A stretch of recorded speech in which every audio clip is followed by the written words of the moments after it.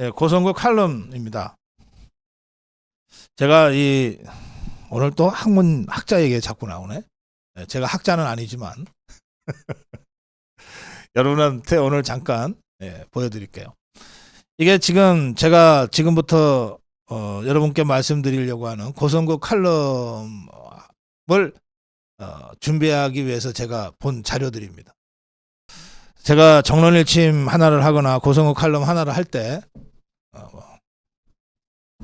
학자는 아니지만 이 정도 자료는 보고 합니다.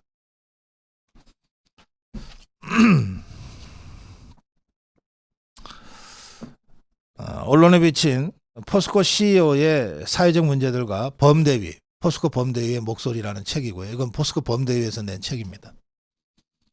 그리고 이것은 포스코는 국민기업이다.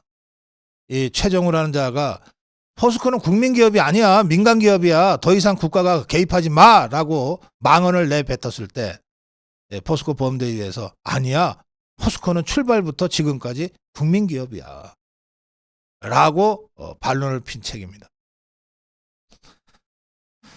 이것은 포스코 범대위가 최정우 퇴출을 위해서 포항 시민들과 대한민국 국민들께 왜 최정우가 퇴진돼야 되는지를 알리기 위한 소책자였습니다.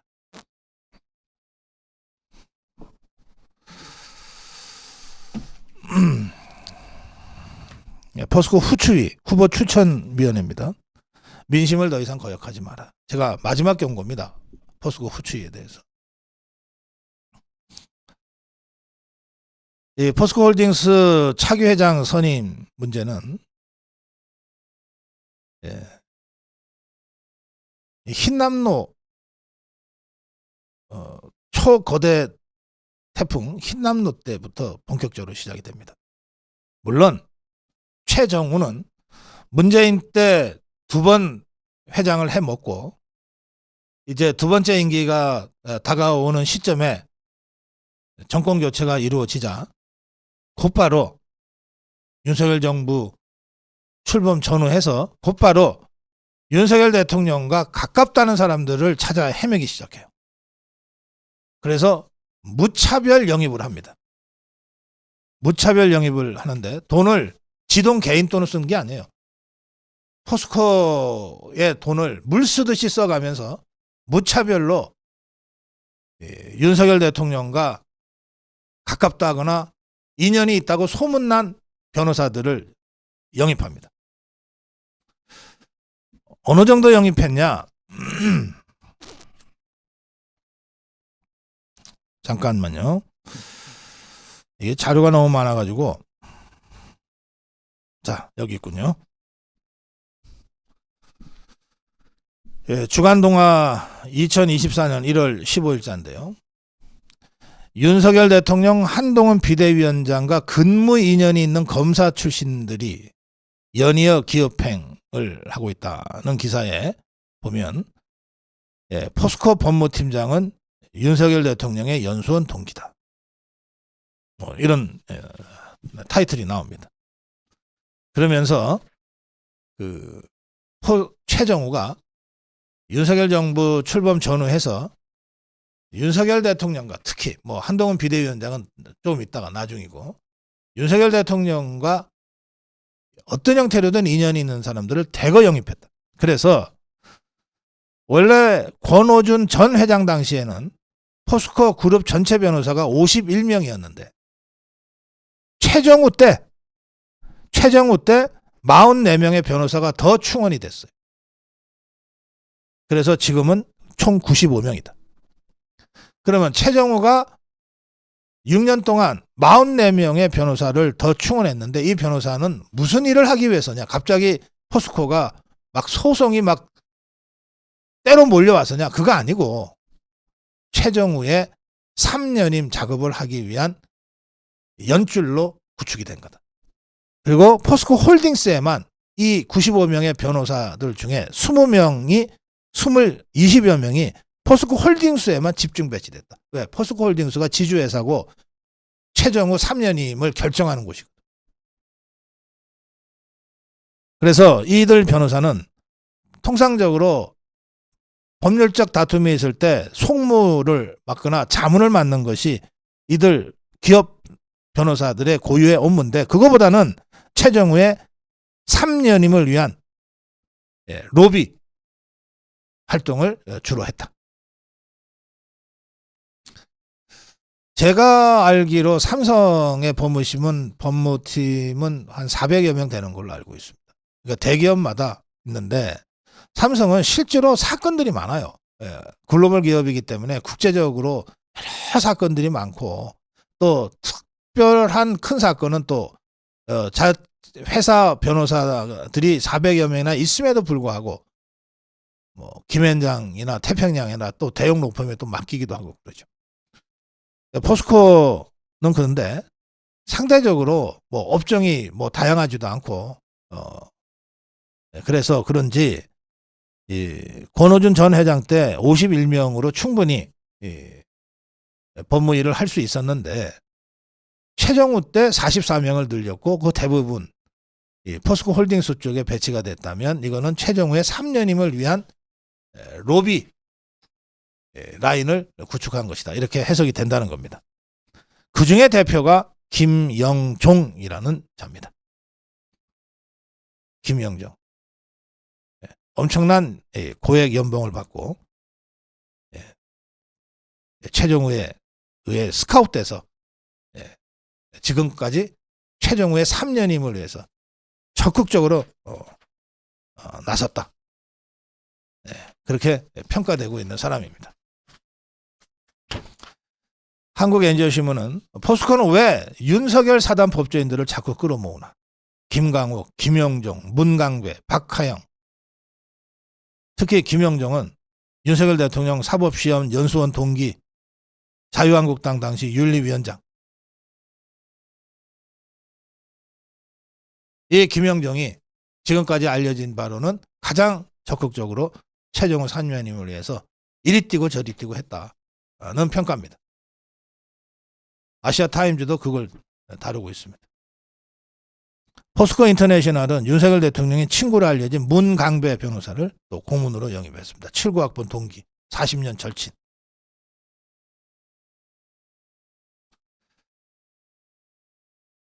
그러자 포스코 범대위가 이 김영종에게 대해서 강력한 경고를 공개적으로 발표합니다. 성명서예요. 최정우의 신복으로 전락한 김영종은 법률가의 양심을 되찾아 당장 포스코에서 사라져라. 자, 이 최정우가 그동안 6년간 포스코 회장으로 있으면서 뭘 했냐 그러면 도대체 뭘 했냐. 대표적으로 200억 아끼려다 2조 원 날린 사건의 장본인입니다. 무슨 얘기냐. 재작년에 흰남노가 몰아쳤어요. 기억하시겠습니다만 흰남노는 워낙 강력한 초대형 태풍이었기 때문에 일주일 전부터 흰남노의 경로를 계속해서 전 언론이 보도했습니다. 그리고 예상 경로가 조금씩 태풍은 진로가 바뀌잖아요. 그때마다 예상 경로도 얘기하면서 대비해야 된다 그랬어요. 그때 결국 흰남도가 경주 쪽으로 상륙해서 포항을 덮치고 동해상으로 빠져나갔죠. 그때 포스코 제철소가 흰남노로 인해서 냉천이 범람하는 바람에 공장이 침수돼서 고로가 멈춰버렸어요. 그걸 복구하는데 몇 달이 걸렸고 그 전 비용이 적게 잡아도 2조로 추정됩니다. 그런데 이게 200억을 미리 썼으면 막을 수 있었던 사고였다는 겁니다. 무슨 얘기냐.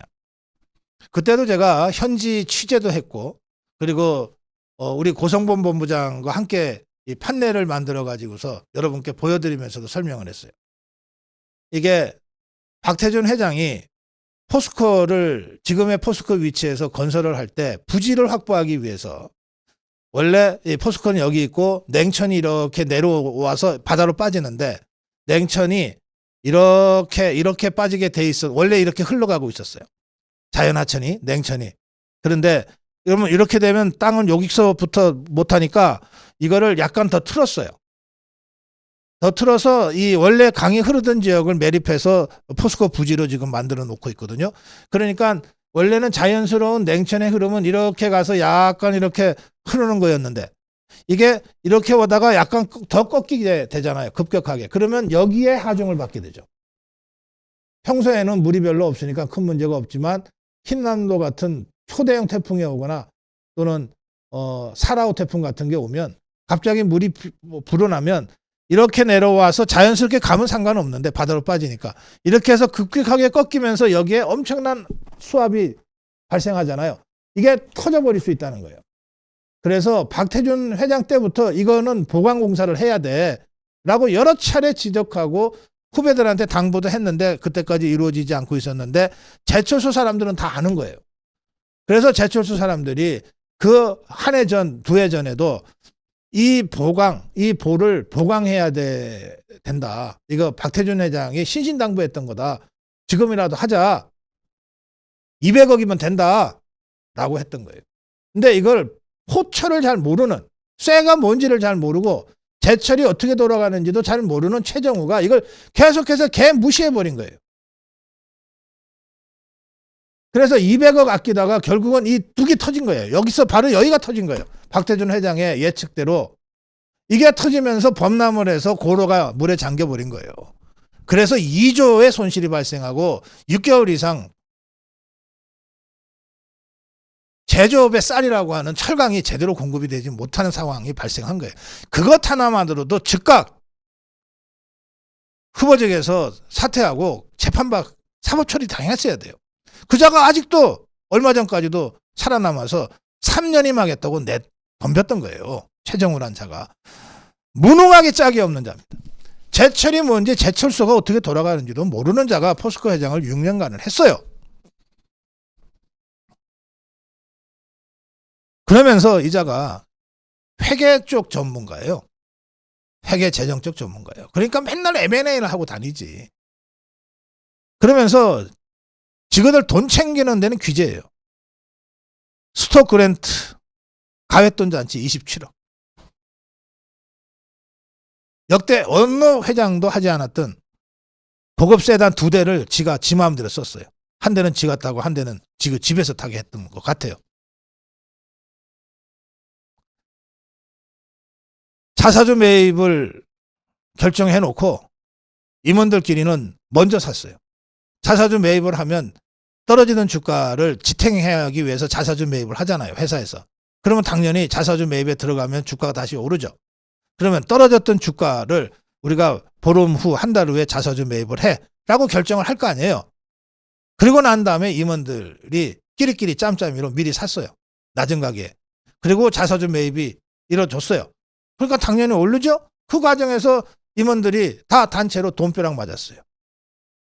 그리고 자사주를 매입하면 사원들한테도 사라 같이 하거든요. 그러면 사원들은 그때 샀어요.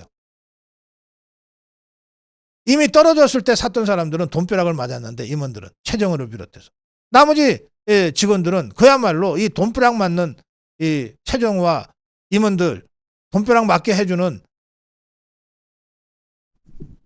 엑스트라 역할밖에 못한 거죠. 이런 짓들을 했단 말이에요. 그래서 이게 고발됐어요. 무더기로 고발됐어요. 그런가 하면 흰남노가 아까도 말씀드린 대로 일주일 전부터 그 엄청난 위력 때문에 거의 중계방송하다시피 했는데 최정우 이자 흰남노 대책본부 가동할 때 골프 치고 다녔어요. 캐나다 호화 접대 여행, 백두산 호화 접대 여행, 그보다 더 심각한 이 도덕적 이 붕괴가 흰남노 대책회의 본부가 가동되고 있는데 골프 치러 간 거예요. 제가 보기에. 이 인천의 그 송도 뉴시티에 가면 도시 한복판에 잭 니콜라우스 골프장이 있어요. 잭 니콜라우스가 자기 이름을 붙일 정도 골프 황제라고 불리는 잭 니콜라우스가 웬만해서는 자기 이름을 골프장 이름으로 쓰게 안 해요. 직접 자기가 이 홀 디자인을 하고 직접 손때를 묻혔을 때나 비로소 자기 이름을 쓰게 하는데 그 잭 니콜라우스 골프장이 포스코 거예요. 전 세계 어느 철강 회사도 골프장을 직접 지어서 운영하고 있지 않아요. 그런데 저 캐나다 가서 사회이사들 데리고 가서 골프 쳤다 그러죠. 뭐 골프에 어디 미친 사람들인가 봐. 이런 사람들이 인천에 자사 포스코 소유의 골프장 하나를 떡하니 그것도 세계적인 명문 골프장을 만들어 놓으면 그것들이 가만히 놔뒀겠어요? 캐나다까지 가서 골프 치고 오는 것들이 뻔질나게 드나들었겠지. 그야말로 저 자가용 골프장처럼 이런 짓을 한 거예요, 최정우가. 그런데 참 이상하죠. 신남 롯데 골프 친 이 최정우를 국회에서 말이죠. 장제원이 뻔뻔하다고 막 질책을 하는데 더불어민주당 종북주사파 의원들이 막 감싸요. 왜? 지구들 식구니까. 문재인 때 2번이나 임명돼서 온통 이 종북주사파 커넥션으로 잔뜩 채워놓은 자니까 감싸는 거예요. 이 최정우를 그래서 제가 쫓아내야 된다고 6개월 이상 제가 혼자서 목소리 쉬어가면서 떠들었던 겁니다. 이제 최정우는 잘렸어요. 지 스스로 이제 뭐 그만뒀고 지금 수사받고 있습니다. 자, 그런데 바로 그 최정우에 의해서 수년간 양육되다시피 한 사회이사들, 뻔질나게 골프나 치러 다니고 접대받고 뭐 이랬던 자들이 지금 후보 추천위원회를 그대로 다시 구성하고 있는 거예요. 그러니까 후보 추천위원회 위원들이 전부 다 사법처리를 지금 받고 있는 상황인데도 불구하고 자기들 손으로 차기 회장 뽑아놓고 가겠다는 거예요. 그래서 제가 지난번에도 이런 상태에서 지금 후추위가 사람들을 압축하는데 보니까 그 면면이 정말 한두 사람 빼놓고는 전부 최정우 똘마니들이다. 같이 감옥 갈 자들이 무슨 차기 포스코 회장이냐. 제가 그렇게 구체적으로 사람 이름까지 거론하면서 한번 논평한 바가 있습니다. 제가 지금 2023년 10월 달에 있었던 작년이죠. 그 이정근이라고 있잖아요. 저 송영길 돈봉투 사건이 시작됐던 그 녹취록. 더불어민주당의 그 사무부총장이 했던 그 여성 있잖아요. 이정근이. 그 녹취록 사건과 관련해서 2심 서울고등법원이 판결을 내린 게 있는데 거기 보면 이런 대목이 나옵니다. 뭐라고 되어 있냐면 이 국민연금공단과 관련된 거예요. 보건복지부는 국민연금공단의 주무기관이다.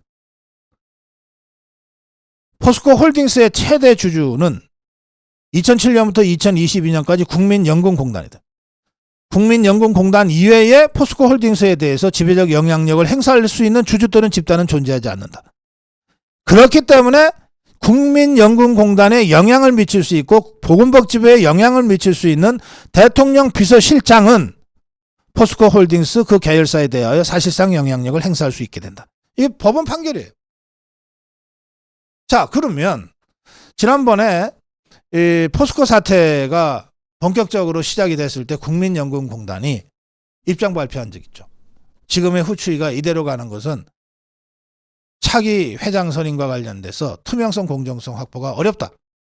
그렇게 발표가 된 그 다음 날인가 최정우가 자진 사퇴했거든요. 그 이후에 국민연금공단이 지금 개입을 하지 않고 있어요. 저는 국민연금공단한테 촉구합니다. 그리고 이 고등법원의 판결문을 근거로 해서 대통령실에 이 문제에 대해서 직접 관심을 가지고 어떤 형태로든 올바른 방향으로 차기 포스코 회장 선임 문제가 조속히 매듭되어질 수 있도록 선한 영향력, 합법적 영향력을 행사할 것을 촉구합니다. 이대로 둬서는 안 돼요. 최정우 하나 잘린다고 해서 최정우가 6년 동안 심어놓고 온갖 특혜 줘가면서 접대해가면서 완전히 오염시켰던 그 똘마니들이 다시 회장으로 뽑히면 포스코는 다시 되살아날 수 있습니까? 뿌리째 뽑아내야 돼요. 그리고 그걸 할 수 있는 사람을 새 포스코 회장으로 선임해야 되는 겁니다. 지금의 후보 추천위원회 후추위는 자격이 없어요. 도덕적 권위도 완전히 상실했어요. 재판받고 감옥에 갈 자들이 둘러앉아갖고 지것들 마음에 드는 사람 하나 뽑아놓고 간다? 이걸 어떻게 우리가 용납해야 됩니까? 다시 한번 촉구합니다. 제가 포스코에 누가 새로운 회장으로 돼야 되는지에 대해서는 개인적인 인물은 제가 모르기 때문에 말씀 못 드리겠어요. 두 가지는 그러나 중요하다. 확실하다. 첫째, 최정우 커넥션. 이거는 최정우 개인 커넥션이 아니라 문재인 종북 주사파 정권 때 구축된 뿌리 깊은 종북 커넥션이다. 부패 커넥션이다. 이거를 완전히 도려내고 수술하지 않으면 포스코는 다시 국민기업으로 설 수가 없습니다. 이걸 할 수 있는 사람이 차기 회장이 돼야 됩니다. 그게 누구건. 둘째는 그렇게 해서 정치적 오염을 털어내고 정치적 오물을 씻어내고 다시 포스코가 국민기업 제철기업으로 다시 거듭 쓸 수 있으려면, 그래서 다시 국민들로부터 사랑받는 국민기업 포스코, 포철로 돌아오려면 포철 정신, 박태준 정신, 박정희 정신, 제철 입국, 이 정신이 체현된 사람이어야 된다. 말 그대로 포철맨, 아이언맨이 차기 회장이 돼야 된다. 그래야 최정우 종북 주사파 커넥션을 완전히 척결하고 원래의 국민기업 포스코로 다시 바로 쓸 수 있다. 이 부분에 대해서 후추위에 맡겨둘 일이냐 이것이. 대통령실이 직접 나서라. 국민연금공단이 직접 나서라.